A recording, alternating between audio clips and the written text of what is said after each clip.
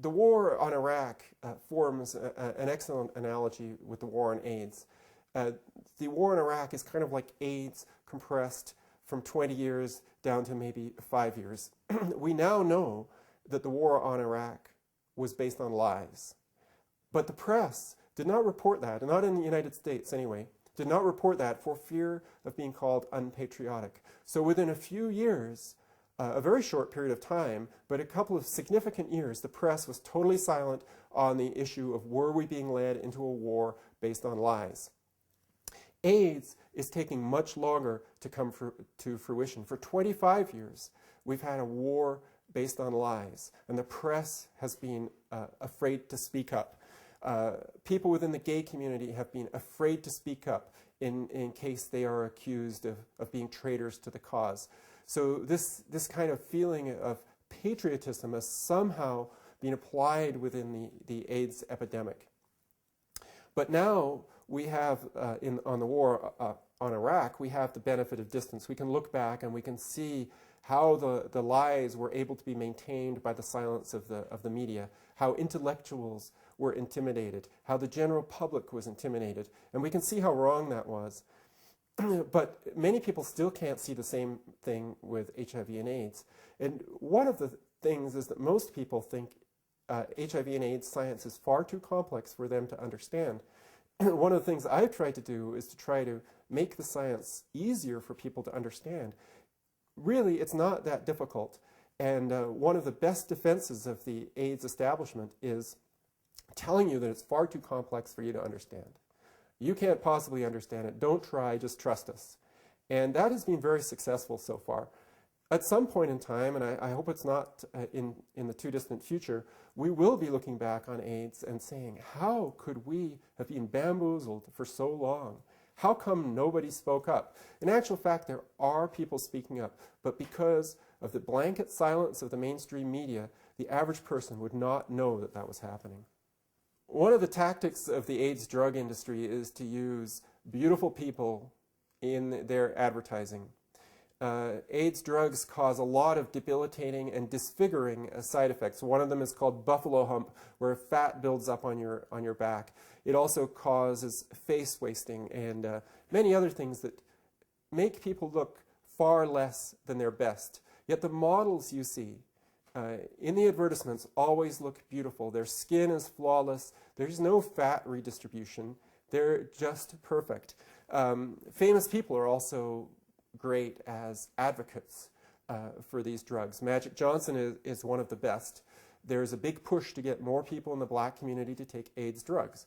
Magic Johnson, a sports hero who's black, is obviously a perfect person for this. He's worked in the past for GlaxoSmithKline. He used to say that Combivir was the best drug for you because that was made by GlaxoSmithKline. He's now pushing a different drug because he now works for a different drug company. The impression that is given is that he is taking AIDS drugs and they have saved his life. But given that he's showing none of the side effects of the AIDS drugs, he's either extremely lucky or he's not taking the drugs. But of course, he would never say he's not taking the drugs because that would be the end of the gravy train. Although one has to say that when one is as rich as Magic Johnson, just how much more money do you need? Do you need to sell yourself to the drug companies in order to make that little bit more money? There's been a lot of excitement recently because Bill Gates has given so much money to HIV and AIDS and other health initiatives. Bill Clinton's involved with his foundation to try to get AIDS drugs to everybody in Africa. What is the motivation for these people? Why are these people doing it? I think they're quite sincere. I think Bill Gates really believes that he is helping the world. He probably went to what he considered the best resource, that is, doctors in important positions around the United States. And he would say to those doctors, what do you think that I should do to help the world if I had a few $billion spare? And they would say, well, give the money to us, and we will turn it into drugs for the poor in Africa, and we will turn it into condoms, and we will turn it into many different things that will save millions of lives. Well, a person like Bill Gates, who has really very little knowledge of health issues, does not have any particular issue in alternative health issues, would very easily fall for that. Here you've got very well-dressed, very personable people who are great at marketing themselves and their own services, telling Bill Gates, this is what you should do. And unfortunately, he fell for it. Alternative health doesn't take as much money. Drilling wells, teaching farmers that they should plant a variety of crops in order to have a nutritious diet, explaining to school children what nutrition is, encouraging markets to sell a wider variety of foods. Those kinds of things are not sexy. What's sexy is to be able to, send a shipment of drugs over to Africa in an airplane and pop one pill in the mouth of individual children and say, we've saved millions of lives by doing this. It's real simple. It's really high tech. It's real sexy. It appeals to people like Bill Gates. Another famous person who is very heavily involved in the whole AIDS industry is Bill Clinton, the former president of the United States. He, is telling us what we should do. What we should be asking people like Bill Clinton is how are we going to know that what you're telling us to do is actually working? What they're really selling is hope and hopelessness at the same time. It's kind of like cancer, because the feeling you get from people talking about cancer is we're never going to cure it, but you've got to keep dumping money into research because, just on the off chance we may one of these days through chemotherapy, surgery, and radiation find miraculously a cure. We're getting the same feeling out of AIDS. You've got to buy these drugs. So far, there have been no drugs that are effective, that don't have major side effects, that are affordable. But throw more money at us, and one of these days, maybe we'll come up with the vaccine or the drug or something that will cure this. But we're not making any promises. Don't ask us to promise that in 5 years we've actually made a difference with our drugs, because we can't possibly promise that. I think we could say that if we were able to give everybody in Africa clean water and adequate nutrition, then in 5 years we could make a tremendous difference to the continent of Africa. We could make that promise, and we could follow through with that promise. If we could extend breastfeeding to every woman and every baby in the world, we could make a huge difference in the lives of many babies. That would be measurable, and it would be achievable. But those things are not as sexy as flying over pills. And the good thing is, if you're a drug company, is if it worked, if there was a cure, then the gravy train would be over. So there are lots of forces at work that want to keep it rolling. They want to keep this sort of sense of hope. It's kind of like an optical illusion, like one of those things where it looks like you're always going up, but actually you're staying in the same place. It's M.C. Escher in the form of a former president of the United States. There was recently a paper published in the prestigious medical journal Lancet that claimed that all of the approximately 38 million people in the world who are HIV positive should be taking AIDS drugs. The claim of Julio Montané, a Canadian AIDS researcher, and his colleagues was that by giving everybody who is HIV positive AIDS drugs, even the majority who are not sick, that this would reduce their infectivity, and it's the only way to reduce the level of the AIDS epidemic. It's a very interesting paper because it just shows how bad the science is that's getting published in the top medical journals, and how difficult it is to counter that science. When myself and PhD mathematician Rebecca Culshaw wrote with significant concerns about the quality of this article, we got a rejection from the Lancet, and it was not a detailed rejection about we have rejected it because of particular reasons. It was the form letter you get when they haven't even read your letter, or they gave it a perfunctory glance. So what was wrong with this paper?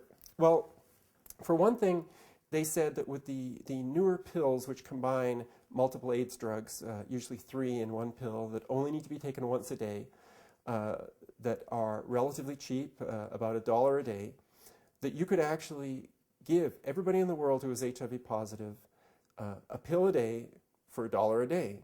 Well, this is obviously ridiculous. The pill itself costs $1. In order to know who the 38 million HIV positive people are, you would have to test everybody in the world, which I think is about 6 billion people right now, for HIV every year. So what's the cost of billions of HIV tests every year? That cost has got to be huge. The second point is that these scientists obviously didn't read the label that comes with this drug, the prescribing information that the manufacturer provides on their own website. They called the drug safe and effective. They didn't notice that it has a black box warning against liver damage, skin disease, liver failure. It has warnings about psychiatric syndromes. Basically, every negative psychiatric symptom that you can think about is associated with the use of this drug. Nervous symptoms, including hallucinations, stupor, amnesia, renal impairment, that's kidney disease. And because of the kidney disease, you need regular testing for your creatinine levels. Regular testing is going to cost a lot of money for 38 million people. Another point is that women of reproductive age, maybe a quarter of the 38 million people, should be using 2 forms of birth control because of the danger of birth deformities by using this drug. But they are nice enough to say that if you do get pregnant with this drug, please phone them and let them know how the pregnancy works out, because they're interested in knowing whether your baby has a birth defect or not. Skin rash. Well, you might think that skin rash isn't too serious, but this drug known as Atripla is associated with a condition known as Stevens-Johnson syndrome. Stevens-Johnson syndrome is little known, but it's actually quite common, and it's almost entirely associated with the use of pharmaceutical drugs. What the syndrome is basically a peeling off of the skin of your entire body so that you become one giant open sore. Even in North America, survival from Stevens-Johnson syndrome is rare. In Africa, I think it's safe to say that survival would be almost unheard of with this symptom. Liver enzymes. Everybody who's taking this drug, and most AIDS drugs, should go for regular liver monitoring, liver enzyme monitoring. Otherwise, your liver may give out with no warning. So how much is it going to cost for 38 million people to be monitored on a regular basis for the health of their liver? And how can you call a drug safe and effective when it can knock out your liver, it can knock out your kidneys, it can knock out your skin, and that's just a few of the major side effects. It causes a reduction in bone density, which can cause fractures, which can mean that the people taking these drugs will lose the ability to work. They become crippled. Only one leg works. So for people in Africa, if they lose the ability to work when they're living hand to mouth, that's not only doomed them, it's probably doomed their entire family. And then with the same drug, there's a long list of medications that should not be taken with this drug that can cause cardiac arrest, skin disorders, many other side effects that can be caused by the combination of this drug with others. And in Africa, of course, there's a huge unregulated drug market. You can buy just about anything on the open market without a prescription. So there are going to be people taking many other pills that they probably don't even need. But in combination with these AIDS drugs, there are going to be numerous fatal side effects that occur from this. Another thing these scientists said with these 38 million people is that there was evidence from Taiwan that when AIDS drugs known as HAART, or highly active antiretroviral therapy, were given to everybody free in Taiwan, that the incidence of AIDS and HIV infection went down. That is, the number of people being diagnosed with HIV infection on an annual basis went down. Well, when Rebecca and I checked this study from Taiwan, we found that actually the incidence had been going up every year, both before and after free AIDS drugs were provided. So this claim was completely false. And yet, when we wrote to The Lancet, indicating some of these major problems with the paper, that it could not possibly be cost effective. It cost many, many times more than they were claiming. That the drug was not safe based on the manufacturer's own prescribing information. That some of the information in the drug, some of the information in the paper was false. We were just brushed off. And this is very common from top scientists like Dr. Peter Duesberg down to people who are lay experts who have studied this issue and have specific concerns. One letter was published in Lancet. It was a very weak attack on the paper. Another problem with this paper from a scientific point of view, and this is also very common, is it was all based on a mathematical model. But the mathematical model was kept secret.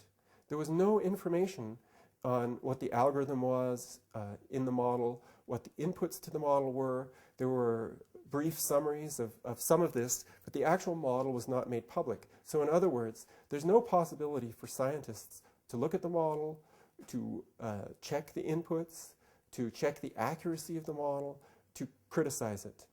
So it's basically science by press release, but once you get your press release into a journal like Lancet, it becomes the truth. If you carefully read the fine print at the end of the journal, you would have seen that all the authors had major conflicts of interest. They're getting big money, and where are they getting this money from? Well, they're getting it from the AIDS drug companies. Having high-profile scientists say that AIDS drugs are life-saving is taken by the press as proof that they're life-saving. The press rarely comments on the fact that all of these scientists, or not all of them, but the majority of these scientists are on the take from the drug companies.